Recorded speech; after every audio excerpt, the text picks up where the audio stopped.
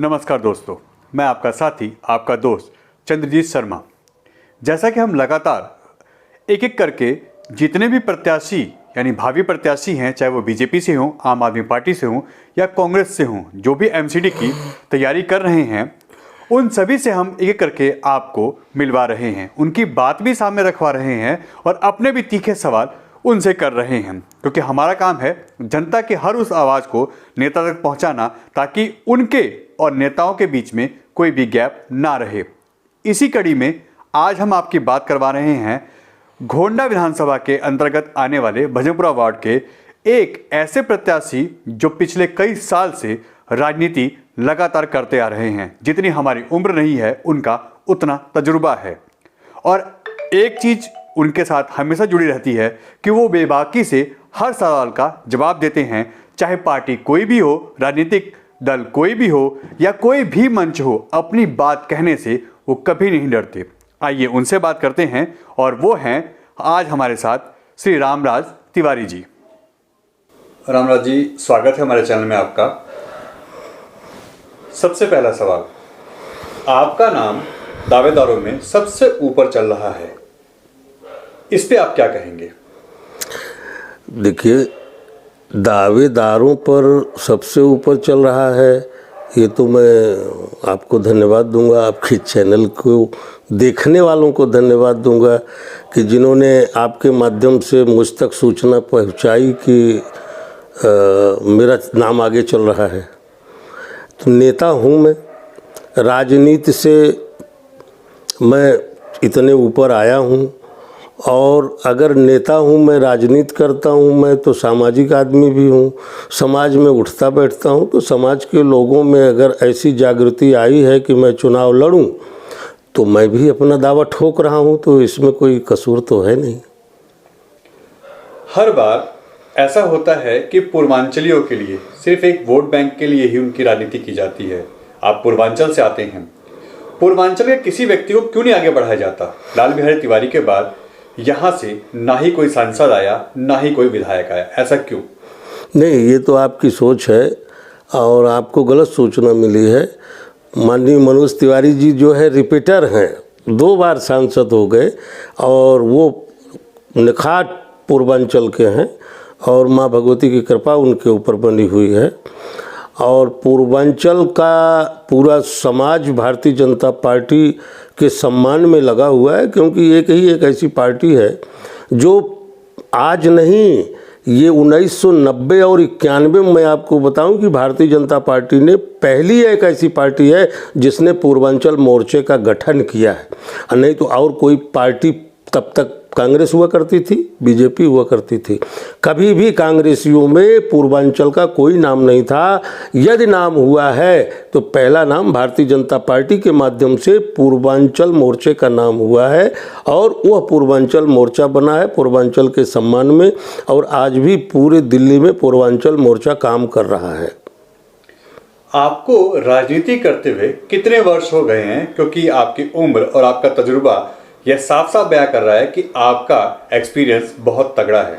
मैं 1980 से, जब भारतीय जनता पार्टी बनी थी, तब से मैं मेंबर हूं, और शुरू से ही मैं भारतीय जनता पार्टी का समर्थक रहा। और 1999 में मुझे भारतीय जनता पार्टी ने उत्तर प्रदेश के एक ज़िले से किशोर न्याय बोर्ड का चेयरमैन बनाया था। उस समय माननीय जो आज रक्षा मंत्री जी राजनाथ सिंह जी हैं, वो प्रदेश अध्यक्ष हुआ करते थे, और माननीय कल्याण सिंह दिवंगत हो गए, वो चीफ मिनिस्टर हुआ करते थे। तो उन्होंने मुझे किशोर कल्याण बोर्ड का चेयरमैन प्रतापगढ़ डिस्ट्रिक्ट का बनाया, और जिसका पद होता था प्रथम श्रेणी मजिस्ट्रेट का। तो मैं तब से भारतीय जनता पार्टी में लगा हुआ हूँ, और आज भी मैं भारतीय जनता पार्टी में लगा हुआ हूँ। आप बता रहे हैं कि आप 90 के दशक से राजनीति कर रहे हैं, मगर फिर आम आदमी पार्टी में क्यों गए? ये आम आदमी पार्टी क्या है, पहले तो मैं आपका इसका विश्लेषण करूं तो टाइम लगेगा थोड़ा, अगर आप मुझे समय दें तो मैं बताऊं। जी बताएं। 2011 से ये अन्ना आंदोलन कर आया अन्ना जी का, और उस समय सेंट्रल में कांग्रेस थी, और राज्य में दिल्ली में भी कांग्रेस थी। मैं आपको स्पष्ट कर देना चाहता हूं कि मैं भारतीय जनता पार्टी का सिपाही था, सिपाही हूं और सिपाही रहूंगा। तब उस समय जब ये कांग्रेस के खिलाफ एक वजूद बना, जिसमें कि आपको बताएं कि माननीय ये जो मैडम थी हमारी, क्या नाम था, राज्यपाल रही किरण बेदी जी भी उसमें जुड़ी, शशि भूषण जी जुड़े, मतलब तमाम ऐसे लोग जुड़े, कुमार विश्वास जी जुड़े, सभी लोग, संजय सिंह जी जुड़े, सभी लोग जो भी पूर्वांचल, पश्चिम, उत्तर, दक्षिण, पूरे हिंदुस्तान से लोग जुड़े अन्ना आंदोलन से। और अन्ना आंदोलन को देखने के लिए हम लोग तब जाया करते थे और एक समूह बन गया हम लोगों का। और उस समय जो है ये था कि भाई कोई पानी दे रहा है, कोई कुछ दे रहा है, कोई चाय दे रहा है, कोई कुछ, मतलब जो भी व्यवस्थाएं होती थी, हम लोगों को जो जिम्मेदारी मिलती थी, हम लोग उस एनजीओ के माध्यम से काम करते थे। उसके बाद जब वहाँ पे ये हुआ कि भाई इसका मुखिया कौन बनेगा, कुमार विश्वास जी ने कहा कि देखिए मैं कभी हूँ, मैं नहीं बन सकता हूँ। संजय सिंह ने कहा देखिए मैं नहीं बन सकता हूँ। मनीष सिसोदिया और केजरीवाल जी, ये दोनों चोर चोर मौसेरे भाई थे, जो किसी को भी नहीं पता था। ना तो योगेंद्र यादव जी को पता था, ना शशि भूषण जी को पता था, ना प्रशांत भूषण को पता था। लेकिन हम लोगों ने तन मन धन दे करके एनजीओ को चलवाया। उसके बाद जो है अन्ना को भी इन्होंने ठेंगा दिखा दिया। उसके बाद तब इन्होंने ये कहा कि भाई एक पार्टी बननी चाहिए, क्योंकि ऐसे तो काम चलेगा नहीं, क्योंकि इनके मन में जो पाप था, जो चोर था, वो हम लोग नहीं समझ पाए। तो एक समूह के रूप में हम लोगों ने ये कहा कि चलो ठीक है जी, पार्टी बन जाएगी। तो पार्टी बन जाएगी तो इन्होंने कहा कि जो काम कांग्रेस ने नहीं किया, भाजपा ने नहीं किया है, उसको हम करके दिखाएंगे। हम लोकपाल बिल लाएंगे, हम लोकपाल बैठाएंगे, हम और भी काम करेंगे, हम मोहल्ला क्लिनिक खोलेंगे, हम शराब का ठेका बंद करेंगे। अगर शराब का ठेका कहीं खुलता है तो उन माताओं और बहनों से पूछा जाएगा जो उस गली की हैं, तब जा कर के ठेका खोला जाएगा। आज उन्हीं माताओं बहनों के लिए पिंक ठेका खोला जा रहा है। तो उस समय की बात मैं आपको बताना चाहता हूँ कि मैं कहाँ से कहाँ पहुंचा। तो मैं फिर उसके बाद बेवकूफ़ बना करके इन्होंने एक पार्टी का गठन किया। फिर वो बनी आम आदमी पार्टी, जिसका नाम हुआ झाड़ू का निशान। उसके बाद इन्होंने हम लोगों को बेवकूफ़ बनाना शुरू किया, हम लोगों से झूठ बोलवाना शुरू किया। 2013 में झूठ बोली। झूठ से अंदर मन में क्या है केजरीवाल, मनीष सिसोदिया के, तो कोई नहीं जानता था। 2013 में चुनाव हुआ, आपको बता दें, तो हमने कहा कि हम चुनाव नहीं लड़ना चाहते, हमको तो चुनाव नहीं लड़ना, हम तो जागृति लाना चाहते हैं। तो उसके बाद जो है हमने कहा चुनाव हमको नहीं लड़ना है। 2013 में ये हुआ कि नहीं आपको लड़ना है, आप ये, मैं कहा नहीं, मुझे राजनीति नहीं करनी है, मैं सामाजिक आदमी हूँ, चुनाव आप किसी को भी लड़ाओ, लेकिन चुनाव की छवि साफ हो, जो लड़े, और कायदे से आप काम करो। उसके बाद चुनाव हुआ, 28 सीट आई। 28 सीट आई, तब मन तो चुहक रहा था। केजरीवाल के दिल में जो है पाप पनप रहा था कि सत्ता कैसे मिले। जब वो सत्ता की बारी आई तो 28 सीट थी, इसलिए यहाँ पे 36 सीट चाहिए थी। फिर इन्होंने कहा था कि ना तो मैं सौगंध खाया था, ये बारिकाट है ना, कि मैं ना तो किसी से समर्थन लूँगा और ना किसी को समर्थन दूंगा। फिर उन्होंने समर्थन लेकर के, हम लोगों के बिना राय के समर्थन लेकर के फिर वो सरकार बनाया। फिर जब हम लोगों को जब टीका टिप्पणी होने लगी, विरोधाभास होने लगा आपस में कि भाई ये गलत है, हम तो जा रहे हैं, तुम अपना करो, हम जा रहे हैं, फिर इन्होंने जो है समर्थन वापस करके विड्रा किया। आप ध्यान दीजिए कितनी बड़ी चालबाजी हो रही थी। हम लोगों को ठंडा करने के लिए इन्होंने विड्रा कर दिया, विड्रा कर करके विधानसभा भंग कर दिया। उसके बाद राष्ट्रपति शासन लागू हुआ। ये हुआ कि फिर केजरीवाल, जो भी केजरीवाल हम लोगों से झूठ बोलवाता था, हम उसका भाषण देते थे, हम उसका प्रचार करते थे। इसलिए करते थे कि हमारी एनजीओ से निकली हुई पार्टी है, हम इसकी रीढ़ की हड्डी हैं, इसलिए हम न्यू हैं, इसलिए हम उसकी बात को आगे बढ़ाते थे, जनता जनार्दन को आगे बढ़ाते थे कि जितना आगे बढ़ जाए। 2015 में सरकार 68 सीट आई। जनता ने इनको पूरा बहुमत दिया।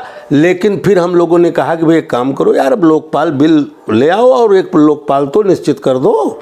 तो तो इन्होंने कहा आज करेंगे, कल करेंगे, कल करेंगे, आज करेंगे। उसके बाद फिर हम लोगों ने जो है आपस में बैठ के बातचीत करना शुरू किया कि भाई देखो अब बहुत हो गया, अब पब्लिक जनता जो है विद्रोह कर रही है, अब थोड़ा सा आप थोड़ा लाइन पे आइए, आप जो है एडवर्टाइजमेंट का पूरा सिस्टम मत ले लीजिए, क्योंकि कई हजार करोड़ रुपया जो है घोटाला है दिल्ली जल बोर्ड का, कई हजार घोटाला है ये आपके बिजली बोर्ड का, आज तक ऑडिट नहीं हुआ है। हम लोग बहुत परेशान हुए भाई साहब। हम आपको बताएं कि जो हमारी टीम के लोग थे, हम सीनियर थे, हमको कहते थे कि बाबा आप कहो ना ऑडिट करवाएं ना, आप कहो ना जल बोर्ड का आप भी ऑडिट करवाएं ना, आप कहो ना बिजली विभाग का ऑडिट करवाएं ना। तो जब हम कहते थे तो हमारी बात नहीं सुनी जाती थी। जब हमारी बात नहीं सुनी जाती थी तो हमने कहा कि अब बताइए अब क्या करेंगे। 2017 आ गया। 2017 में इन्होंने क्या किया कि निगम का चुनाव आया, पंजाब की गर्मी दिखाया, पंजाब में मुँह की खाए, वही गलत किए। 2017 में यहाँ भी मुँह की खाए, हम लोगों की बात नहीं सुने, पैसा लेकर के या कुछ भी कर करके इन्होंने टिकट दिया, क्योंकि घमंड हो गया था इनको कि दिल्ली की जनता हमको निगम में सीट देगी। इसलिए अपनी मनमानी खरीद फरोख्त जो भी था अपना किए, हम लोगों की एक भी नहीं सुने। फिर जब हम लोगों ने विरोध किया तो लॉलीपॉप के लिए हमको एल्डरमैन बना दिया, हमको एल्डरमैन बना दिया इन्होंने। हमने कहा चलो कोई बात नहीं, जैसे तैसे कम से कम बात तो सुनी जाए। 2017 बीत गया जी, 18 बीत गया जी, 19 बीत गया जी, 2020 में 20 विधानसभाओं में मुझसे झूठ बुलवाया गया। हर जगह जहाँ पे दिलीप पांडे की मीटिंग लगती थी, आप उठा के देख लीजिए, रामराज तिवारी की मीटिंग लगी है। जहाँ पे संजीव झा की बड़कई नेता की लगती थी वहाँ रामराज तिवारी की लगी है। जहाँ पे दुर्गेश पाठक की मीटिंग लगती थी, कालका जी, नांगलोई, आपका जो है नजफगढ़, आपका विकासपुरी, आपका जो है द्वारका, आपका जो है वहाँ पे हवाई अड्डा जो है वहाँ, समझे, भावनागौड़ के उसमें वहाँ, मतलब एक एक दिन में हम कभी उधर हैं तो कभी पूरब हैं तो कभी पश्चिम है, कभी मेरे से झूठ बुलवाया गया। हमने अपने समाज में लोगों से झूठ बोला कि भाई केजरीवाल सही बोल रहा है। हमें क्या पता कि केजरीवाल जैसा गद्दार इंसान ही नहीं है कोई, केजरीवाल जैसा झूठा इंसान ही कोई नहीं है, जो आज जो है 30-30, 35-35 रुपए की वो उसमें दारू बेचवा रहा है। आज माताओं बहनों को जो है बेकार कर दिया है, हर गली में ठेका खुलवा दिया है, अभी तक लोकपाल नहीं लेके आया है। जब बहुत थक गए भाई साहब, तब हमने जो है कहा कि अब मेरी बात को सुनी नहीं जा रही है, हमारी बात को सुनी नहीं जा रही है, तो भैया जी ऐसा है कि मैं क्या करूं। तो जब मैं क्या करूं तब मेरी को परेशानी हुई भाई। जब हमारी बात सुनी नहीं, जिस नींव को हमने बनाया, जिस घर को हमने सजाया, एक बार नहीं तीसरी बार भी मुख्यमंत्री बना दिल्ली की जनता ने, हम लोगों से झूठ बुलवा करके 3 बार, तीसरी बार मुख्यमंत्री बना। उसके बाद इन्होंने फिर अब वो शराब वाला ठेका को ज़बरदस्ती जो है खुलवाना, एक के बाद एक फ्री करना शुरू कर दिया। बताइए ये क्या तरीका है। ये इतना बड़ा, मतलब ये जब मुझे ये सूचना मिली, अभी कुमार विश्वास जी ने जो बताया था, मुझे ये सूचना मिली और मैं जानता था ये भाई साहब विदेशी एजेंट है। इसका सपना है कि मैं पंजाब में किसी ढंग से पूर्ण सरकार बन जाए, क्योंकि ये अधूरी सरकार है दिल्ली में। तो जब पूर्ण सरकार अगर बन जाएगी तो वहाँ चीफ मिनिस्टर, अभी तो उसको बोल रहे हैं मान, तो मालिक तो यही है ना, मान को धक्का मार दिए, चल तू इधर आ जा।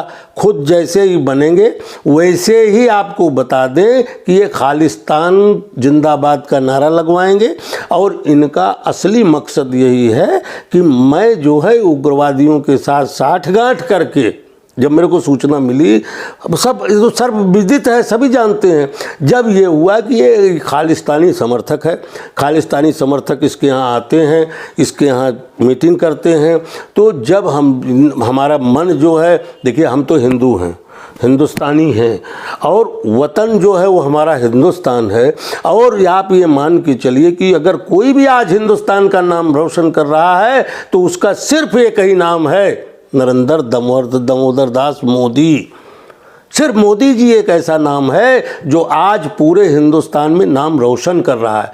तो उन्हीं की नीतियों के कारण, उन्हीं की बातों के कारण, क्योंकि मैं तो हिंदू हूँ, मैं तो हाउस में भी एमसीडी के बोलता रहता था कि भाई अब जहाँ तक, अच्छा केजरीवाल हमेशा से ही हिंदू विरोधी रहा, हमेशा से ही ये आप मस्जिदों में जो इमाम हैं उनकी तनख्वाह 10,000 की बजाय 18,000 कर दिया। अब हम जब चर्चा करते थे जा करके कि भाई ये बताओ कि मंदिर के पुजारियों को क्यों नहीं तनख्वाह दे रहे हो, तब वो बोलते थे उनके लोग ऐसा नहीं है बाबा, उनको वक्फ फोर्ड देता है। अबे जब वक्फ फोर्ड देता है तो यहाँ भी कोई फोर्ड बना देना। मंदिर में अगर पुजारी है तो उसका बनता है कि नहीं बनता है? अगर इमाम को बनता है तो मंदिर के पुजारी को क्यों नहीं बनता है? लेकिन कोई भी काम नहीं किया, ना तो लोकपाल दिया, ना तो कुछ किया। आज दिल्ली को नशेड़ी बना दिया है, दिल्ली को टैंकर माफिया से ग्रसित कर दिया, एकदम पब्लिक ग्रसित है टैंकर माफियाओं से। आप देख लीजिए, मैं प्रमाण दे सकता हूँ। और बाकी मैं ये कहना चाहता हूँ कि इसकी नीतियाँ देश के खिलाफ हैं, प्रदेश के खिलाफ हैं। जनता, दिल्ली की जनता अब उसकी समझ में दिल्ली की जनता के आ गई है। आने वाले समय में इसका मुंहतोड़ जवाब दिल्ली की जनता देगी। और आपको बता दूं कि दिल्ली की जनता ढूंढ रही है कि भाई केजरीवाल आ जा, माताएं और बहनें ढूंढ रही हैं। आपने देखा होगा, सुना होगा, और कुछ अभी ऐसे जयचंद आम आदमी पार्टी में हैं, लेकिन उन जयचंदों से आम आदमी पार्टी का भला होने वाला नहीं है। उन जयचंदों से केजरीवाल प्रधानमंत्री का ख्वाब देख रहा है, वो बनने वाला नहीं है। अब तो आपकी समझ में आ गया होगा कि आम आदमी पार्टी से मैं आया हूं या आम आदमी पार्टी को बनाया हूं, या हमारी बात आम आदमी पार्टी में नहीं सुनी जाती थी, इसलिए हम अपनी जगह पे आ गए हैं। तो लोग का कहना है कि आप बीजेपी में सिर्फ इसलिए आए हैं कि आपकी दावेदारी मजबूत है और आपको है टिकट चाहिए बिशनपुरा मंडल से। मैं आपको बताऊं कि मैंने आपको पहले ही बताया कि बीजेपी ने मुझे जो चीज़ बिना मांगे दिया, भारतीय जनता पार्टी ने जो चीज़ मुझे बिना मांगे दिया, मैंने आपको बताया मैं प्रथम श्रेणी मजिस्ट्रेट रह चुका हूं, वो भारतीय जनता पार्टी की देन है। मैं जुवेनाइल जस्टिस रह चुका हूं, मैं किशोर न्यायाधीश का चेयरमैन रह चुका हूं, जो बिना मांगे मुझे भारतीय जनता पार्टी ने दिया है। तो ये कौन कह रहा है कि मैं टिकट के लिए आया हूँ? कौन कह रहा है? कोई कहे तो सही कि मैं किसी से कहा हूँ कि मैं टिकट के लिए आया हूँ? मैं तो ना तो टिकट की मांग हमने कभी वहाँ किया और न कभी यहाँ किया। ये तो भारतीय जनता पार्टी की देन है। भारतीय जनता पार्टी एक ऐसी पार्टी है कि जो उन्होंने कहा, क्योंकि ऑलरेडी मैं अभी हूँ नॉमिनेटेड काउंसलर हूँ मैं अभी, तो इसलिए भारतीय जनता पार्टी और हमारा भी दायित्व बनता है कि आने वाले नगर निगम के चुनाव में मैं भारतीय जनता पार्टी का अपने वार्ड में, कम से कम नहीं तो अपने वार्ड में जरूर जा कर के प्रचार प्रसार करूं और मोदी जी के कामों को, माननीय मनोज तिवारी जी जो हमारे सांसद हैं उनके कामों को, माननीय अजय महावर जी हमारे लोकप्रिय विधायक गोंडा के हैं, उनके कामों को मैं ये आपके भजनपुरा वार्ड की जनता को बताऊं, उनको अवगत कराऊं और भारतीय जनता पार्टी का प्रचार करूं। भजनपुरा वार्ड में सबसे ज़्यादा ब्राह्मण वोट हैं, इसके बाद आता है तो बनिया समाज। ये कितना बड़ा फैक्टर आप लोगों के यहाँ से जीत का हो सकता है? देखिए ऐसा है, ये तो आप लोग पत्रकार लोग ब्राह्मण क्षत्रिय वैश्य ये वो करते हैं। हमारा मानना ये है, हमारा मानना ये है, ये आप पत्रकारों का मानना है ब्राह्मण क्षत्रिय वैश्य शूद्र जो भी है, हमारा मानना ये है मोदी है तो मुमकिन है। आज मोदी जी हिंदुस्तान नहीं, दिल्ली नहीं, पूरा संसार मोदी मोदी कर रहा है। यूक्रेन वाले जिन्होंने कभी भारत का विरोध किया था, आज हाथ जोड़ के खड़ा है, मोदी हमें बचाओ, मोदी हमें बचाओ। तो यहाँ ब्राह्मण क्षत्रिय वैश्य कभी नहीं किया भारतीय जनता पार्टी ने। भारतीय जनता पार्टी का एक ही नारा है, सबका साथ, सबका विश्वास, सबका साथ, सबका साथ, सबका विश्वास। ये भारतीय जनता पार्टी का नारा है कि सबका विकास। तो मैं इसमें नहीं जाऊंगा कि कौन कितने पानी में है और किसको क्या होना चाहिए, ये शीर्ष नेतृत्व है। और भारतीय जनता पार्टी में ऐसे ऐसे लोग हैं जो निस्वार्थ भाव से पार्टी का काम करते हैं, पार्टी की नीतियों में विश्वास रखते हैं। और हम लोग तो पुराने कार्यकर्ता हैं, हम लोग तो फॉलोवर हैं भारतीय जनता पार्टी के। और आज भी हम मोदी अमित शाह के फॉलोवर हैं, यूपी में योगी के फॉलोवर हैं, भारत में मोदी और अमित शाह के फॉलोवर हैं। और जब तक ये जिंदा रहेंगे तब तक भारतवर्ष में भारतीय जनता पार्टी के अलावा कोई स्वप्न में भी नहीं सोच सकता केजरीवाल जैसे देश के गद्दार को आने वाले समय में यही भारतीय जनता पार्टी और यही दिल्ली की जनता सबक सिखाएगी। अगर जैसा कि नाम सभी का चल रहा है, अगर कैंडिडेट के रूप में देखें, किसी का पार्टी सपोर्ट करती है, आपके अलावा किसी और का नाम आता है, उस समय आपका रिएक्शन क्या होगा? मैं आपको बताया पहले भी और बार बार बता रहा हूं कि आज मैं प्रचार कर रहा हूं भारतीय जनता पार्टी के प्रत्याशी का। और भारतीय जनता पार्टी का प्रत्याशी कौन है? भारतीय जनता पार्टी का एक ही प्रत्याशी है जिसका नाम कमल है, निशान कमल है। कमल पर बटन दबाना है और भारतीय जनता पार्टी के प्रत्याशी को जिताना है। भारतीय जनता पार्टी शीर्ष नेतृत्व जिसको भी टिकट देगा, सारे भारतीय जनता पार्टी के कार्यकर्ता उसके साथ निस्वार्थ भाव से लग जाएंगे। हमारे से बात करने के लिए रामराज तिवारी जी, धन्यवाद आपका।